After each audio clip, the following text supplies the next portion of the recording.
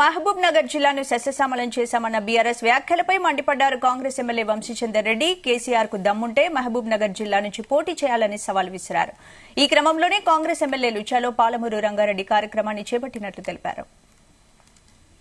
నిజంగా సస్యశ్యామలం చేస్తామని చెప్తే ప్రజలందరూ మీకే కదా రేపు ఓట్లు వేసేది. రా ఎలక్షన్ లో తెలుసుకుందాము. దమ్ముంటే కేసీఆర్ మహబూబ్ నగర్ పార్లమెంట్ స్థానం నుంచి పోటీ చేయాలని నేను సవాల్ చేస్తున్నా. ఇదే రిఫరెండం.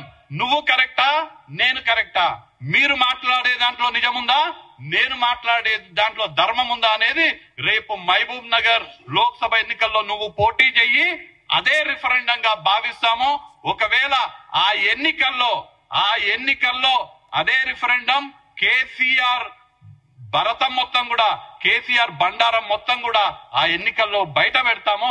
మా సవాల్ని స్వీకరించాలని కేసీఆర్ ని పాలమూరు ప్రజల తరపున కోరుతూ, ఇవాళ రేపు టిఆర్ఎస్ వాళ్ళు రాష్ట్రంలో పరిస్థితి ఎట్లుందంటే, పాలమూరుని అంటే 12,48,000 ఎకరాలకు సాగునీరు అందించే పాలమూరుని పండబెట్టింది కేసీఆర్ ప్రభుత్వం.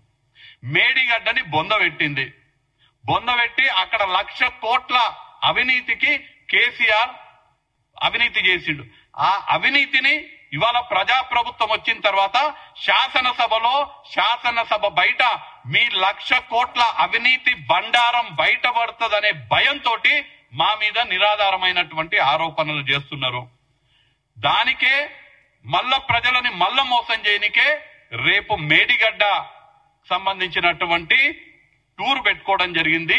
టిఆర్ఎస్ దొంగలు రాష్ట్రాన్ని దోచుకొని 7-8 లక్షల కోట్ల అప్పుభారం తెలంగాణ ప్రజల పైన మోపినటువంటి టిఆర్ఎస్ దొంగలు రేపు మేడిగడ్డకు పోయి మేము దొంగలం కాదు అని ప్రూవ్ చేసుకునే ప్రయత్నం చేస్తున్నారు.